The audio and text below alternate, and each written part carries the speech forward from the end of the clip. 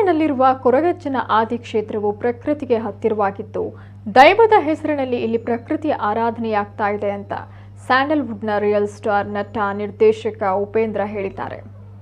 ಮಂಗಳೂರು ಹೊರವಲಯದ ಉಳ್ಳಾಲ ತಾಲೂಕಿನ ಹುತ್ತಾರು ದೆಕ್ಕಾಡುವಿನ ಕೊರಗಜ್ಜನ ಆದಿ ಸ್ಥಳಕ್ಕೆ ಮಂಗಳವಾರದಂದು ಅವರು ಭೇಟಿ ನೀಡಿ ಡಿಸೆಂಬರ್ 20ರಂದು ತೆರೆ ಕಾಣಲಿರುವ ತನ್ನದೇ ನಟನೆ ಮತ್ತು ನಿರ್ದೇಶನದ ಪ್ಯಾನ್ ಇಂಡಿಯಾ ಸಿನಿಮಾ UI ಸಿನಿಮಾದ ಯಶಸ್ಸಿಗೆ ಪ್ರಾರ್ಥನೆ ಸಲ್ಲಿಸಿದ್ರು.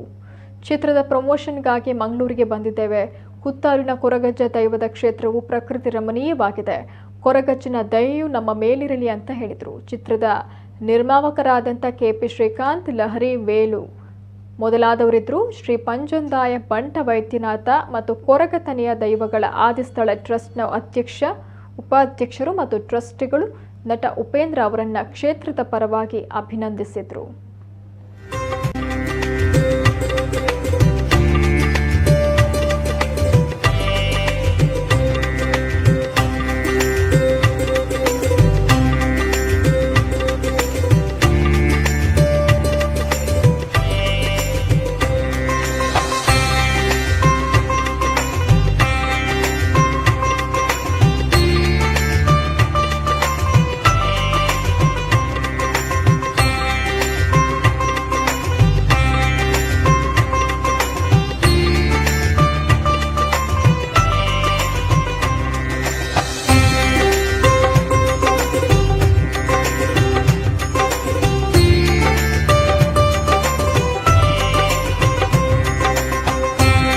ಮೊದಲನೇ ಸರಿ ನಾನು ಭಾಳ ವಿಶೇಷ ಅನ್ನಿಸ್ತು. ಏನಂದರೆ ಎಲ್ಲದಕ್ಕಿಂತ ವಿಶೇಷ ಅಂದರೆ ಇಲ್ಲಿ ನೇಚರಲ್ಲಿರೋದು, ಆಮೇಲೆ ಕರೆಂಟ್ ಯೂಸ್ ಮಾಡೋಂಗಿಲ್ಲ ಅಂತ.